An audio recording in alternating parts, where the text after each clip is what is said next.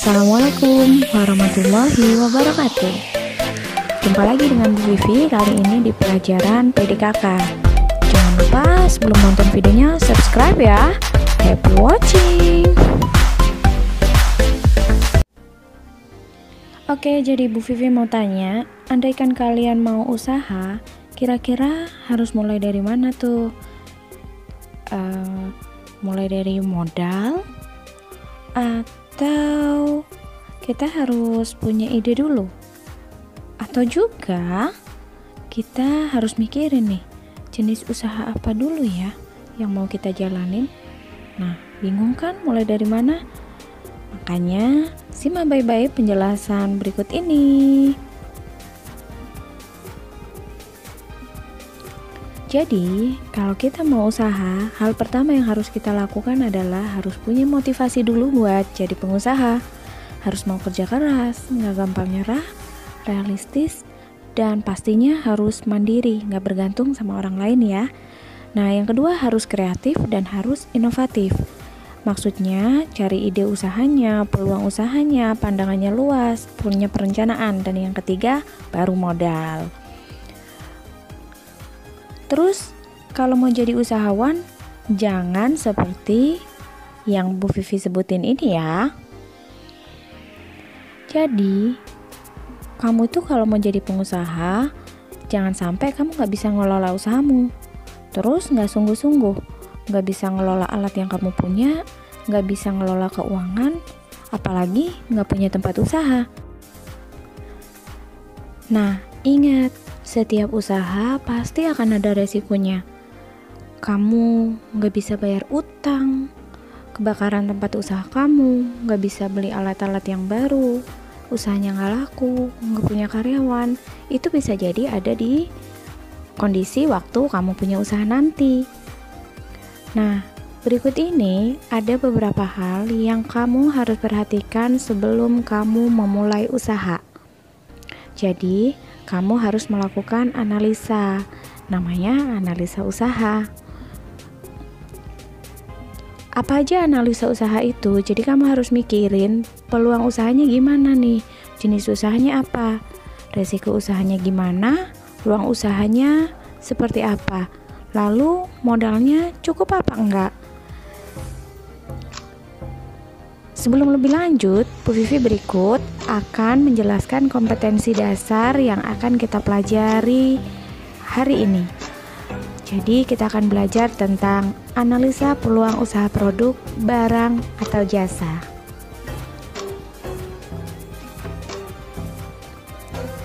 Nah, sekarang kalian udah tahu belum sih apa itu sebenarnya peluang usaha?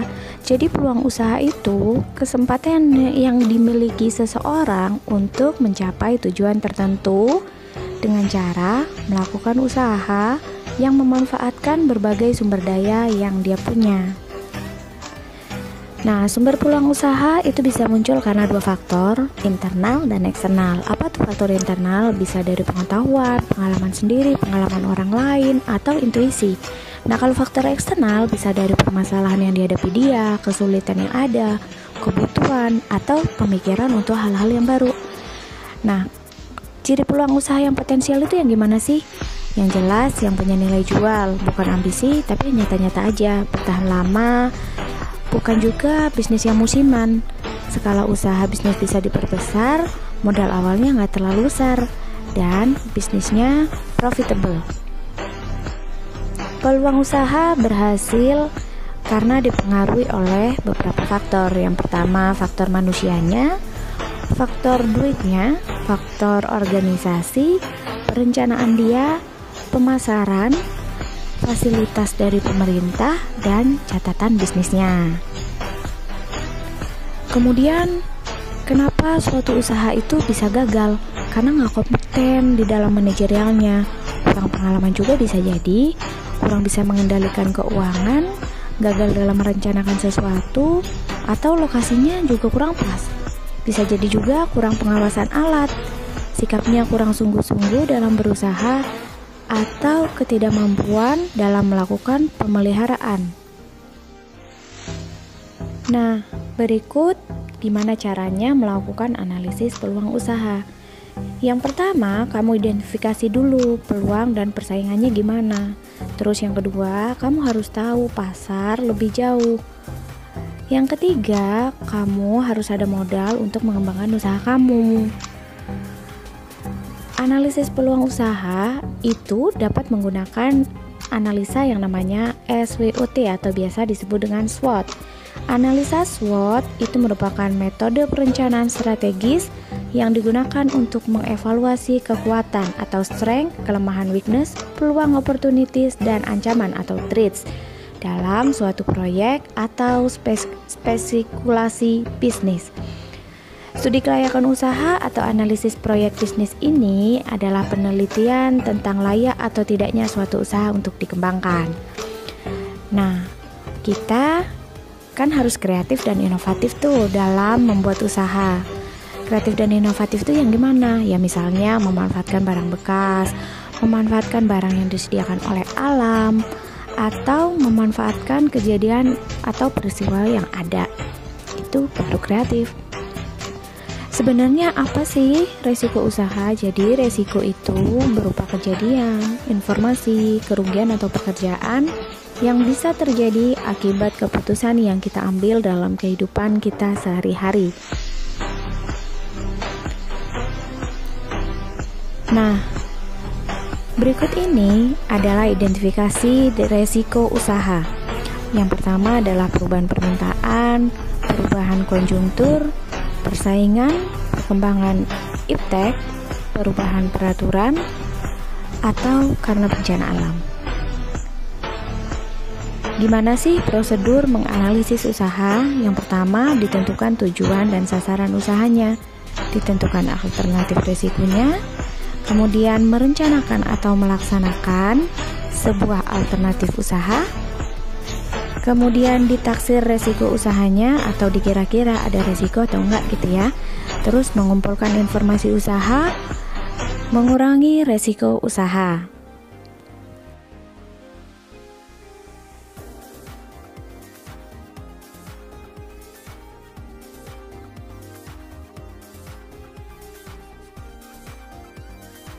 Nah, peluang usaha secara pengertian adalah kesempatan yang seharusnya diambil oleh seorang wirausaha untuk mendapatkan banyak sekali keuntungan.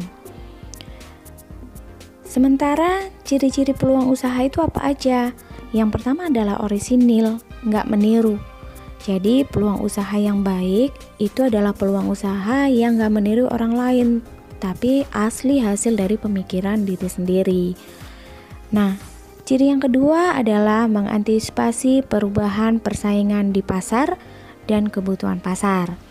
Peluang usaha yang baik itu harus dapat bersaing dan memenuhi kebutuhan pasar sekarang maupun yang akan datang. Kemudian ciri yang ketiga adalah sesuai dengan keinginan wirausaha. Peluang usaha yang sesuai dengan keinginan wirausahanya atau diri kita sendiri itu agar pelaku usahanya bersemangat terus berinovasi. Nah, ciri yang keempat, kelayakan usaha selalu teruji. Yang kelima, kreatif dan inovatif. Yang keenam, yakin bisa mewujudkan. Yang ketujuh, terdapat rasa senang dalam menjalankan usahanya.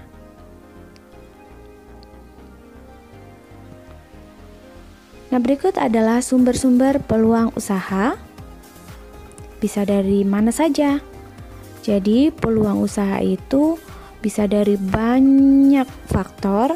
Yang pertama bisa dari diri kita sendiri, entah karena hobi kita, keahlian kita, atau latar belakang keluarga kita misalnya.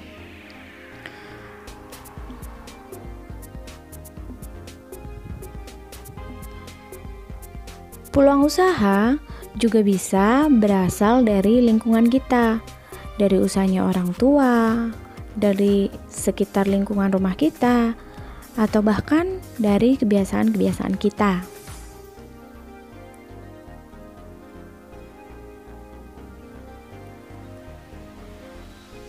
Yang ketiga, sumber peluang usaha bisa berasal dari perubahan yang terjadi pada lingkungan, pada aturan pemerintah, pada teknologi, atau perubahan-perubahan lainnya.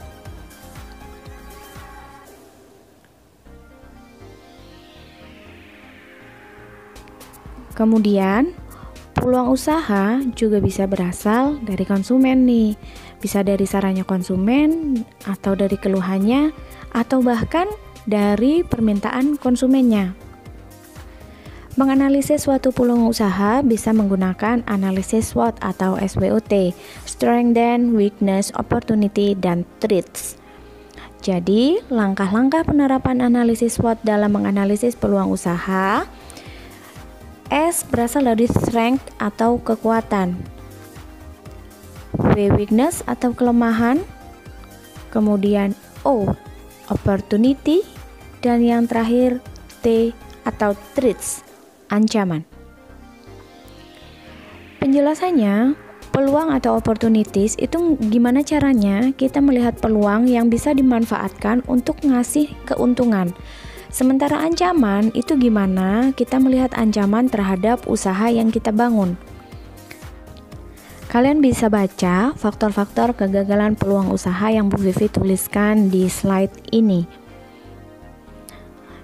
Misalnya peluang bersifat jangka pendek, peluang itu kadaluarsa, kemudian gak berasal dari hubungan strategi yang baik antara wirausaha sama produknya, dan lain sebagainya. Ada juga beberapa faktor yang mendasari keberhasilan suatu peluang usaha. Menurut Hendro, faktor keberhasilan itu karena peluang memenuhi ciri peluang usaha yang baik, kemudian berasal dari hubungan yang sinergi antara wirausaha dan usaha, dan masih banyak faktor lainnya. Kalian pause aja ya. Nah, pemanfaatan peluang secara kreatif dan inovatif itu seperti apa sih yang dimaksud? Jadi yang pertama, adakan modifikasi. Jadi adakan perubahan terhadap produk atau jasanya, terus buatlah menjadi lebih baik, terus buatlah menjadi yang pertama di dalam usaha itu.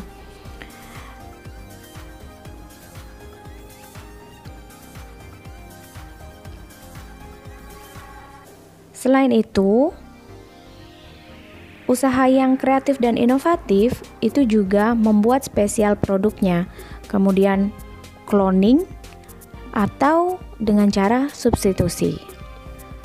Cukup segitu dulu. Terima kasih, dan berikut ada quote of the day. Kalian baca dan disimak baik-baik. Mudah-mudahan bermanfaat. Wassalamualaikum.